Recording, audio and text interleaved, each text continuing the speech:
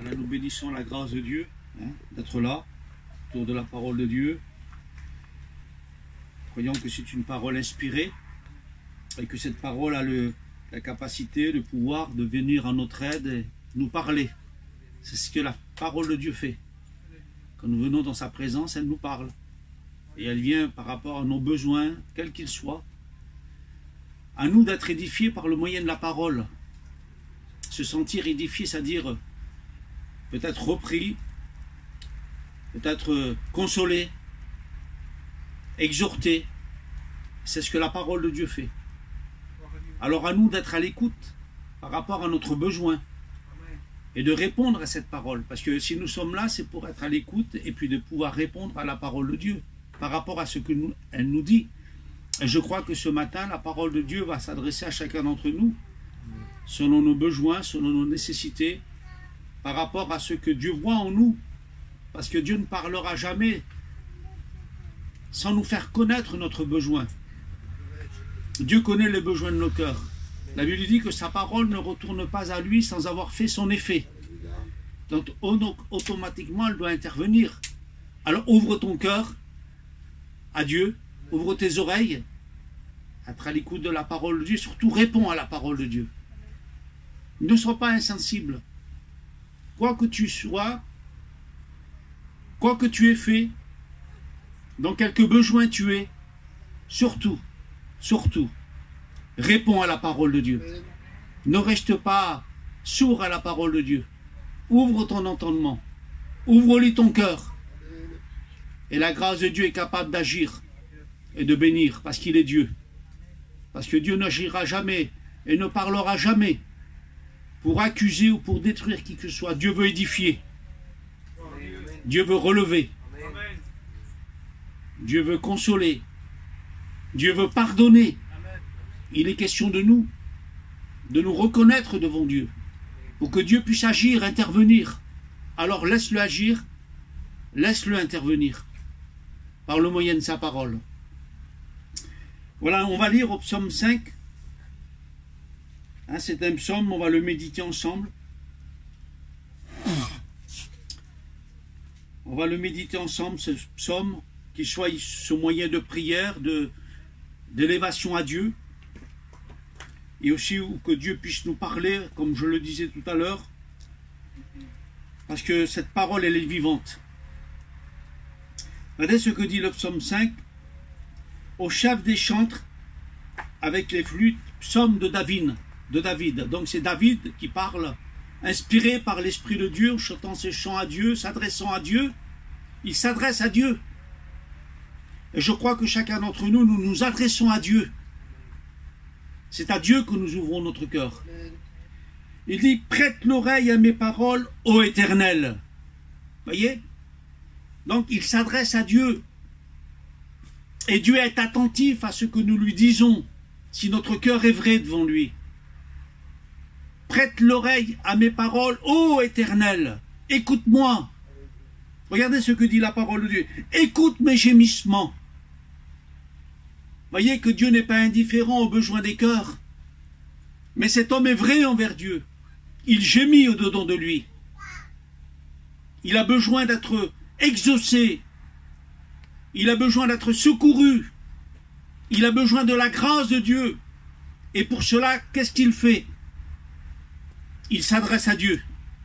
De la même manière, nous, que nous sommes dans l'abattement, quand nous gémissons dedans de nous, on n'a pas d'autre moyen, d'autre recours que de nous adresser à Dieu. Parce qu'il est le seul moyen, le seul qui peut venir nous bénir et nous secourir et nous venir en aide.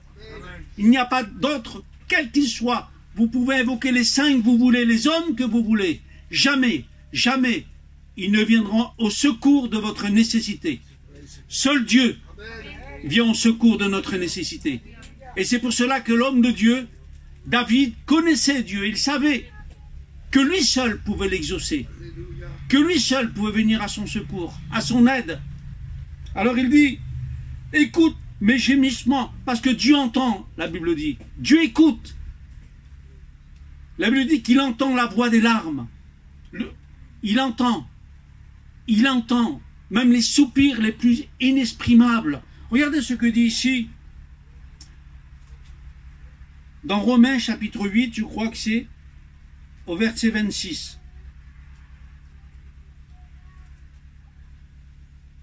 Il faut bien que vous compreniez, que nous puissions comprendre, que quand nous nous adressons à Dieu, Dieu est là, Amen. Et Dieu entend. Et Dieu n'est pas sourd. Pour entendre nos besoins, nos nécessités, Dieu connaît et Dieu sait ce que nous avons besoin quand nous nous adressons à lui, quand nous nous remettons à lui. Regardez ce qu'il dit dans Romains chapitre 8, verset 26. Regardez ce que dit la parole de Dieu. De même aussi l'Esprit nous aide dans notre faiblesse. Voyez, l'Esprit nous aide dans notre faiblesse, non pas simplement quand nous sommes forts. Voyez, il y a des gens qui viennent dans la présence de Dieu que quand ils sont forts, quand ils se nécessitent à eux-mêmes, quand ils se sentent élevés devant Dieu. Ils viennent devant Dieu, croyant que leur vie est toute satisfaite devant Dieu. Alors qu'on ne réalise pas que le cœur de l'homme, l'être humain, a besoin de la grâce de Dieu. Il est dans une incapacité, bien des fois, par rapport à ses besoins, ses nécessités. Et c'est pour cela que on ne peut que s'adresser à lui. Parce que face à notre difficulté, face à l'adversité, face à nos besoins, face aux problèmes que nous rencontrons dans la vie, quel qu'il soit, il n'y a personne, ni nous, ni qui que ce soit, comme je l'ai dit tout à l'heure, qui peut nous aider. C'est pour cela que nous ne pouvons que nous adresser à Dieu, lui adresser nos gémissements, nos plaintes. Et regardez ce que dit la parole de Dieu.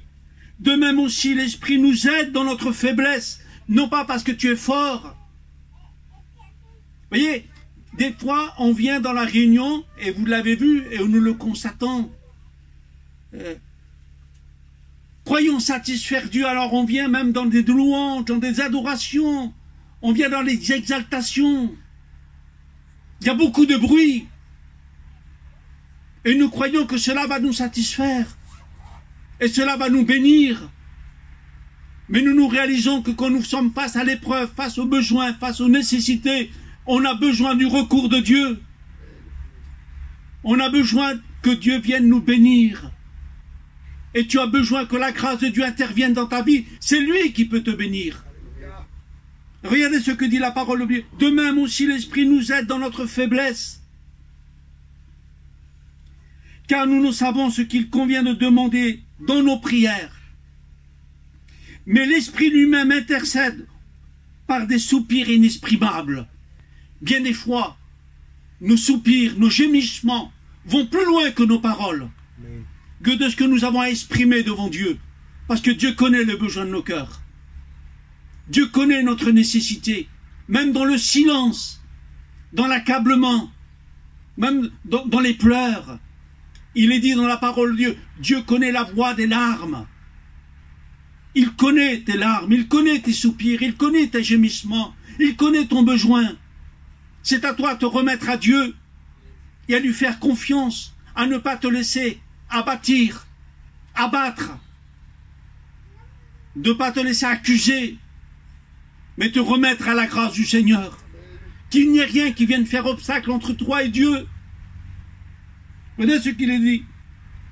Mais l'Esprit lui-même intercède par des soupirs inexprimables. Et celui qui sonde les cœurs connaît quelle est la pensée de l'Esprit. Parce que Dieu connaît les cœurs. Dieu connaît nos cœurs. Voyez, on peut paraître quelque chose ou quelqu'un devant Dieu, mais Dieu connaît nos cœurs. Et on n'a pas à se confier. Aujourd'hui, on ne peut pas se confier par rapport aux uns et aux autres. Il n'y a pas d'homme fort. Nous sommes tous faibles, nous avons besoin de la grâce de Dieu. David était faible, malgré que c'était l'homme selon le cœur de Dieu. Et c'est pour cela qu'il était l'homme selon le cœur de Dieu, parce qu'il reconnaissait sa faiblesse. Et dans sa faiblesse, il se remettait à Dieu. Il se confiait à Dieu. Il ne se remettait pas à lui-même. Face à l'adversité, face à l'opposition, face à sa faiblesse elle-même. Parce que c'est bien des fois notre faiblesse et notre besoin, notre nécessité, notre incapacité qui nous fait nous remettre devant Dieu. Parce que nous réalisons que nous avons besoin de sa grâce, d'être secourus par lui. C'est quand nous sommes faibles que nous sommes forts. Vous savez pourquoi? Parce que là, nous nous remettons à Dieu. Et c'est lui qui est tout fort. C'est lui qui est tout puissant. Toi, tu es faible. Moi, je suis faible. Mais lui, il est fort. Plus que vainqueur. Il est capable de te relever. Il était capable de te bénir. Il est capable de te secourir, de venir à ton aide. Quand tu le penses le moins, Dieu est capable d'intervenir. Mais laisse-le agir. Ne te remets pas à toi-même, à tes capacités, à ta force. Le frère le disait tout à l'heure. Nous ne venons pas devant Dieu comme nous sommes quelqu'un et quelque chose. Si nous sommes devant Dieu, c'est parce que nous avons besoin de sa grâce. L'homme qui est quelqu'un, qui est quelque chose, n'a pas besoin de Dieu. C'est pour cela qu'il ne lui adresse pas sa prière. C'est pour cela qu'il ne se remet pas à Dieu. Parce qu'il se croit tout suffisant. Et ça, c'est de l'orgueil. Et Dieu ne peut pas secourir un orgueilleux. Mais la Bible dit que Dieu fait grâce aux humbles. Au cœur humble, heureux les cœurs contrits et humiliés, dit la Bible. Parce que Dieu ranime leur force. Dieu les ranime. Heureux les pauvres en esprit, parce qu'ils hériteront le royaume de Dieu. Parce qu'un pauvre en esprit, c'est celui qui se remet à Dieu. C'est celui qui s'attend à Dieu. C'est celui qui fait confiance à Dieu. Et qui sait, et qui a réalisé que lui seul est capable de le bénir. Parce que qui nous a secourus de notre misère? Qui a pardonné nos péchés? Qui nous a fait grâce? C'est lui. Dans notre incapacité, il est venu nous chercher. Il s'est laissé trouver par nous parce que nous lui avons ouvert nos cœurs, parce que nous avons reconnu notre faiblesse. On a reconnu notre incapacité devant lui. Et celui qui sonde le cœur connaît quelle est la pensée de l'Esprit, parce que c'est selon Dieu qu'il intercède en faveur des saints. Voyez, l'Esprit de Dieu agit dans l'homme, dans le cœur faible. L'Esprit se révèle dans un cœur faible, dans un cœur abattu, dans un cœur qui gémit, dans un cœur qui reconnaît le besoin de la grâce de Dieu. Nous avons reçu l'Esprit de Dieu. Vous savez, il y en a qui croient qu'ils ont reçu l'Esprit de Dieu simplement pour la manifestation de la puissance, pour être bénis, pour sentir la présence de Dieu. On n'a pas reçu l'Esprit de Dieu simplement pour être bénis de Dieu, pour sentir la présence de Dieu, mais pour venir à notre nécessité. L'Esprit de Dieu est là pour nous relever, pour nous bénir, nous secourir, nous venir à l'aide. Quand nous gémissons, quand nous pleurons dedans de nous, et c'est plus que des larmes, bien que Dieu connaît la voix des larmes. C'est plus que des paroles, plus que des mots, parce que l'Esprit de Dieu est en nous. Alors laissez l'Esprit de Dieu agir dans nos vies. Regardez ce que disait l'homme de Dieu, il continue. Sois attentif à mes cris. Sois attentif à mes cris. Mon roi et mon Dieu. Voyez, il le reconnaissait toujours comme son roi et son Dieu. Il savait que lui seul pouvait le secourir. Entends mes cris, entends mes gémissements, entends mes plaintes, Seigneur. Entends mon incapacité, entends mon adversité, ce qui s'oppose devant moi. Qui est l'homme qui peut résoudre ces situations, ces problèmes? Dites-moi.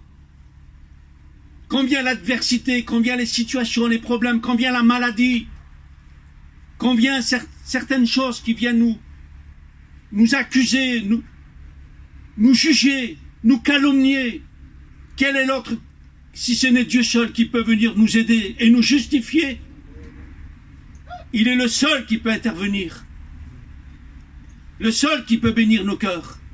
Regardez, c'est à toi que j'adresse ma prière. Voyez, il n'adressait pas sa prière à autre qu'à lui. C'est à toi que j'adresse ma prière. C'est à toi que je me remets. C'est toi qui peux me secourir. C'est toi qui peux venir en aide. Je n'ai pas qui que ce soit Ce n'est pas mes résolutions, ce n'est pas de me justifier moi-même, ce n'est pas d'intervenir par mes propos, par mes capacités, par ce que je pourrais dire. Laissons Dieu faire, et il agira pour nous. Reconnaissons notre faiblesse, et il interviendra pour nous. C'est là qu'est notre force, et c'est là que l'Esprit de Dieu agit pour nous. C'est là qu'il intervient pour nous. Alors ne croyons pas que nous sommes quelque chose, ou que nous pouvons rendre à Dieu quelque chose, lui donner quelque chose. Le frère le disait, c'est seul le sang de Jésus. C'est lui qui a accompli pour nous son œuvre de rédemption, d'expiation de nos péchés. C'est lui qui est notre salut. C'est lui qui est notre bénédiction. C'est lui qui nous fait grâce.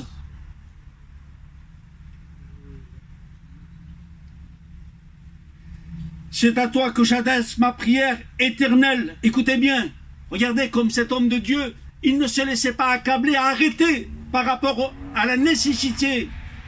Il faisait confiance à Dieu, il se remettait à Dieu. Et malheureusement, trop d'hommes, trop de femmes, malheureusement, trop de gens se remettent qu'à eux-mêmes. Ils croyant que par eux-mêmes, ils vont pouvoir quelque chose. C'est en t'adressant à Dieu. La Bible dit, quand un malheureux crie, l'Éternel l'entend. Et il arrache toutes ses détresses. Non, la main de l'Éternel n'est pas trop courte pour bénir, ni son oreille trop dure pour entendre, dit la parole. Mais ce sont vos péchés qui lui empêchent d'agir. Alors remets-toi à Dieu, confesse à Dieu tes péchés. Celui qui avoue ses transgressions et les délaisse, dit la parole de Dieu, obtient miséricorde. Amen. Même là, Dieu est capable de t'entendre. Quand tu te confies à Dieu, quand tu te remets à Dieu, et quand tu reconnais le besoin, la nécessité de la grâce de Dieu. L'Éternel, le matin, entend ma voix. Écoutez bien, le matin, je me tourne vers toi et je suis dans l'attente. Où je regarde vers Dieu. D'où me viendra le secours? Le secours me vient de l'Éternel. Le secours est en lui. Je suis dans l'attente.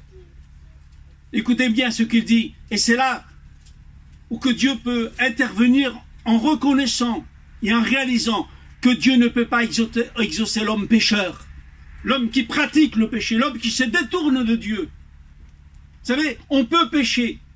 Ça nous arrive de pécher. Mais la Bible dit que quand nous avons péché, nous avons un avocat auprès du Père. Il intercède pour nous. Parce que nous remettons nos péchés à Dieu. Nous venons devant celui qui a donné son sang, qui a livré sa vie pour chacun d'entre nous. Il est capable de nous purifier, de nous délivrer. Mais surtout, si vous voulez être exaucé, je veux être exaucé, ne me justifions pas, ne te justifie pas dans ton péché. Mais remets-le-lui à Dieu. Confesse à Dieu. Pour que Dieu puisse exaucer, bénir ta vie. Même que tu es faible, même que tu es dans des incapacités, Dieu est capable, dans sa grâce et dans sa miséricorde, de venir t'aider. Quand tu es vrai envers Dieu, quand tu es honnête envers Dieu, et que tu ne lui caches rien. Quand tu ne lui caches rien, ne lui cache pas tes transgressions, tes péchés, ton orgueil, ton incapacité. Ne lui cache pas ce que tu es. Parce que Dieu sait ce que nous sommes. Dieu connaît nos cœurs. Vous avez vu? Il connaît nos cœurs et il intercède pour nous en notre faveur. Le Saint-Esprit intercède en notre faveur auprès de Dieu. Parce qu'il connaît nos cœurs. Mais ne lui cachons rien. Parce qu'en lui cachant quoi que ce soit, Dieu ne pourra pas t'exaucer. Et Dieu ne pourra pas te bénir. Mais si tu es honnête. C'est pour cela qu'il dit, heureux les cœurs purs. Est-ce qu'il y aurait-il un cœur pur? La Bible dit que le cœur de l'homme est tortueux et méchant par-dessus tout. Et Dieu connaît le cœur. Les cœurs est comme un buisson d'épines. Dieu connaît le cœur.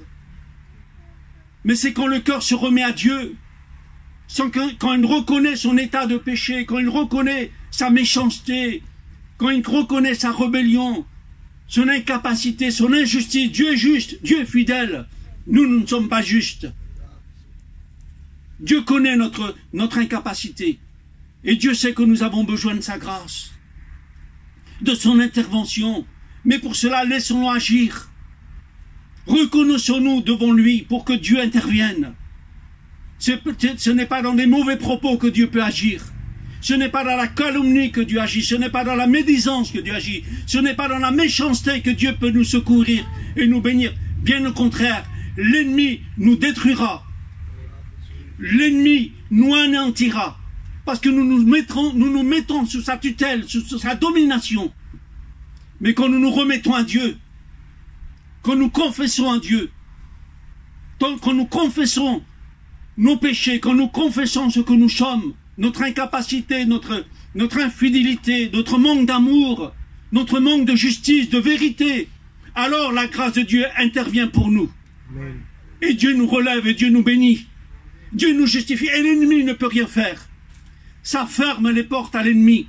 Parce que là se dresse le sang de Jésus, le sang de l'alliance, le sang de la rédemption, le sang de la justification. Dieu nous justifie par le moyen du Christ Jésus.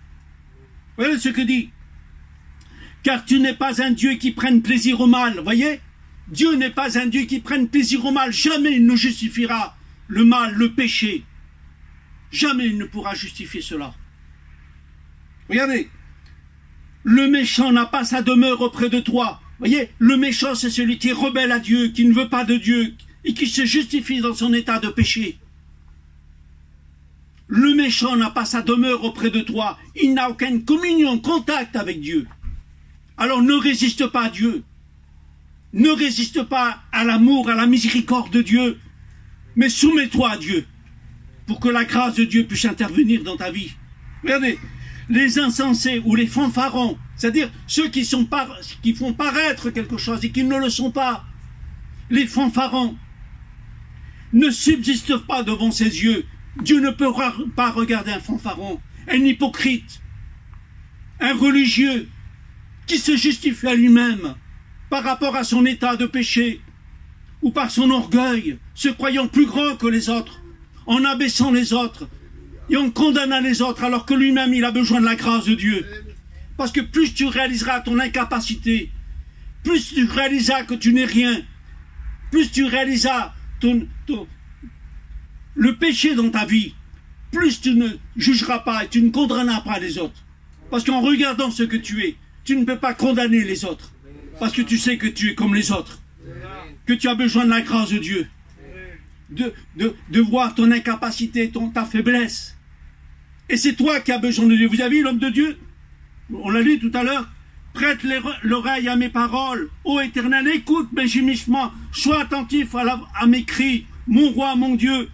Car c'est à toi que j'adresse ma prière éternelle. Le matin, tu entends ma voix. Le matin, je me tourne vers toi. Je suis dans l'attente. Voyez, il se tournait vers Dieu. Il ne se glorifiait pas par rapport à lui-même. Il reconnaissait le besoin de la grâce et de l'amour de Dieu, de l'intervention de Dieu dans sa vie. Le méchant n'a pas sa demeure auprès de toi. Les fanfarons devant tes yeux. Tu haïs ceux qui commettent l'iniquité. La Bible dit que Dieu haït l'iniquité, mais il aime la justice, il aime ce qui vient de lui. Dieu aime la justice, mais il haït l'iniquité. Tu fais périr les menteurs. Le menteur n'a pas communion avec Dieu. Le menteur n'héritera pas le royaume de Dieu. L'Éternel abhorre les hommes de sang et de tromperie. Voyez, ces hommes-là n'ont pas contact avec Dieu. Et l'homme de Dieu le savait bien. Et rien ne pouvait l'arrêter par rapport à lui-même, par rapport à Dieu. Il adressait sa prière à Dieu parce qu'il se reconnaissait, lui, qu'il avait besoin de la grâce de Dieu, qu'il ne pouvait pas venir avec Dieu, devant Dieu, par être un hypocrite, un fanfaron, ou par tromperie, tromper Dieu. On ne peut pas tromper Dieu. Nous sommes ce que nous sommes. Et Dieu connaît nos cœurs. On ne peut pas tromper Dieu, on ne peut pas tricher Dieu. Dieu n'exauce pas les tricheurs, ni les fanfarons, ni ceux qui veulent le tromper. On ne trompe pas, on trompe les hommes, on trompe les pasteurs, on trompe nos frères, nos femmes, nos maris, nos enfants, mais on ne peut pas tromper Dieu. On peut avoir une apparence devant les autres, mais devant Dieu on n'a pas d'apparence.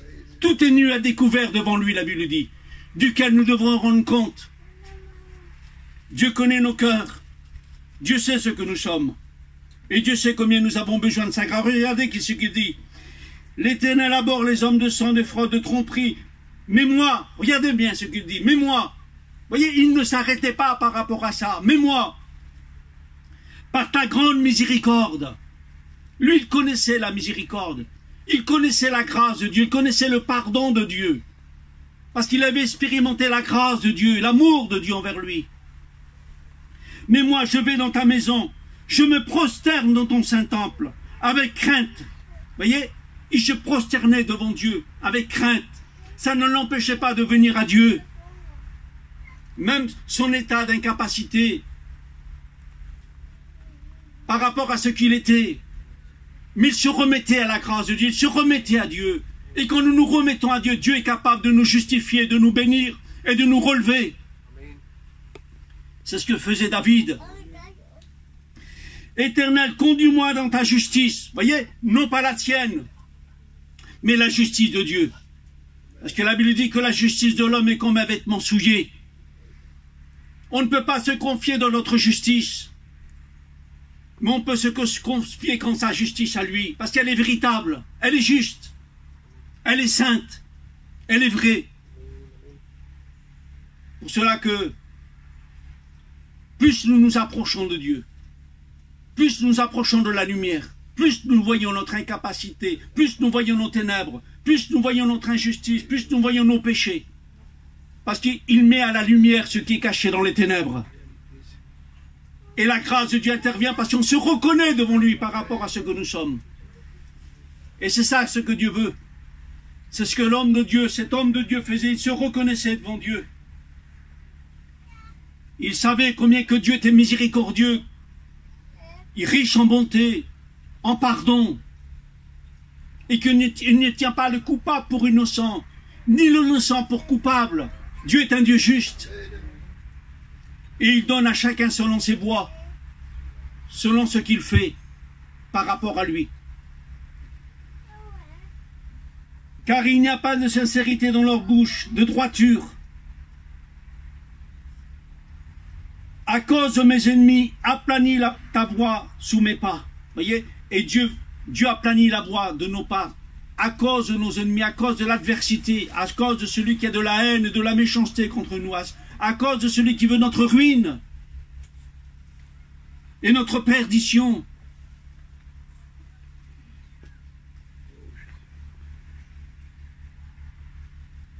Regardez ce qu'il dit, je lis simplement et nous prions le Seigneur. Ils ont sur la langue des paroles flatteuses, frappe-les comme des coupables aux dieux. Ne flattons pas alors que nos cœurs sont remplis de méchanceté, ou de jugement, de critique, de calomnie, de médisance, envers nos prochains, envers nos frères et sœurs. Ne trompons pas Dieu. Remettons-nous parce que cela n'est pas agréable à Dieu. Dieu ne peut pas t'exaucer dans cette situation et dans cet état d'esprit. Remets-toi à la grâce du Seigneur. Dis comme l'homme de Dieu pouvait dire, la sœur a chanté le cantique, crée en moi, Seigneur, un cœur pur, un cœur vrai.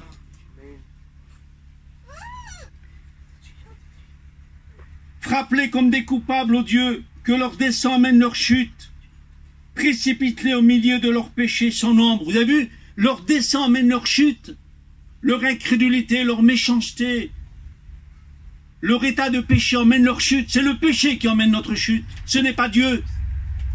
Dieu ne sera jamais là pour nous juger, pour nous condamner, mais toujours pour nous relever, pour que nous revenions à lui, pour que nous confessons nos péchés. Et il est capable de te faire grâce, quand même tu aurais fait ce que tu aurais fait de plus grave. La miséricorde de Dieu est sans limite. Il n'y a pas de limite dans la miséricorde de Dieu, dans le pardon de Dieu. Mais sois honnête.